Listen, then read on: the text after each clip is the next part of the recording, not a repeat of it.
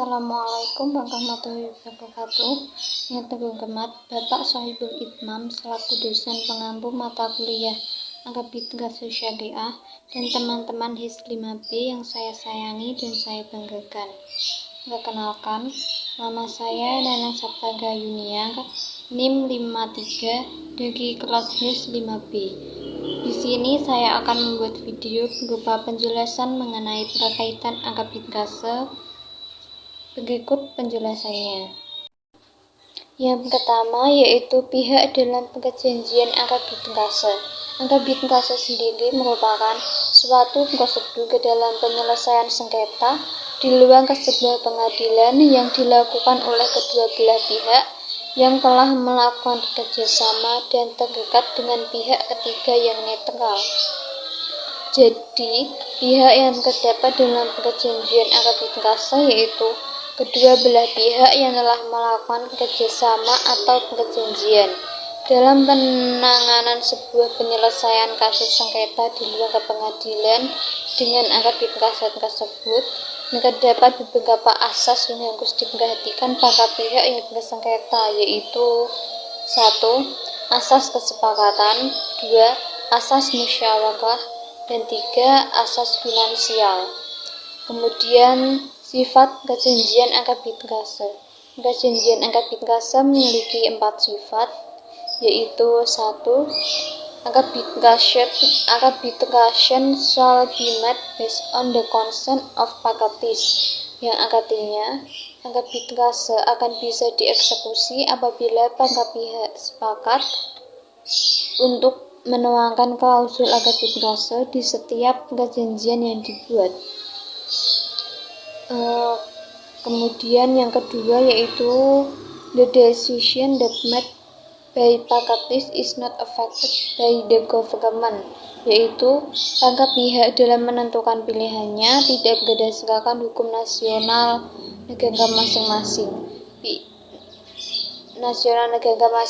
pihak, melainkan berdasarkan ketentuan forum Akabidika-nya. Yang ketiga, the award of Akabidika are final and binding, yaitu keputusan Akabidika yang tidak bisa diuji lagi dan mengikat para pihak. Keputusan Akabidika ini harus segera dieksekusi setelah keputusannya diberikan kepada pengadilan negeri dalam jangka waktu 1 bulan atau 30 hari. Yang keempat, Akabidika use adjudicatory prosedur, yang artinya menghasilkan keputusan yang tetap dan mengikat para pihak yang harus segera dieksekusi. Selanjutnya terdapat bentuk perjanjian Akabidika. Perjanjian Akabidika sendiri memiliki 2 bentuk, yaitu 1.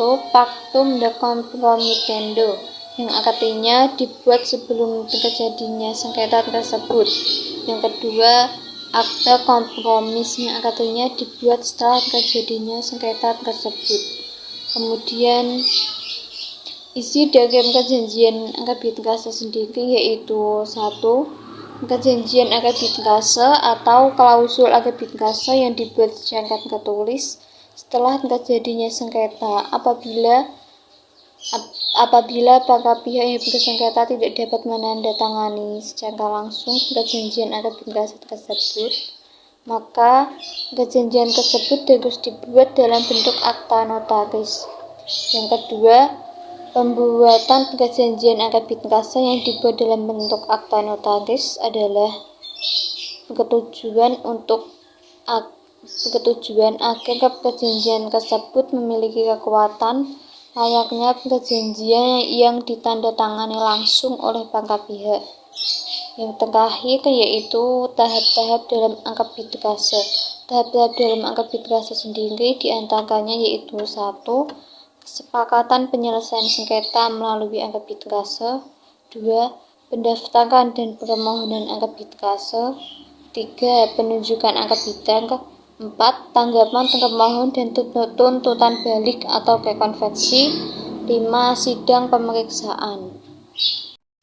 Kemudian hubungan atau kaitan makalah saya dengan Akabidika sendiri yaitu kita bisa mengetahui bagaimana pengaturan penyelesaian sengketa pangkat pihak yang telah terikat dalam perjanjian arbitrase, serta mengetahui apa itu arbitrase secara lebih mendalam.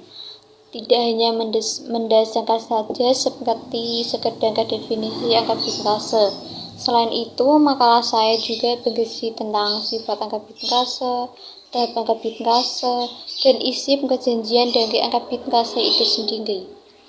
Kemudian dapat dilihat bahwa berdasarkan makalah saya dan undang-undang yang berlaku, arbitrase lahir karena perjanjian yang dibuat oleh pangkat pihak secara tertulis yang dibuat untuk menyelesaikan sengketa perdata di luar peradilan umum atau melalui arbitrase yang telah ditentukan.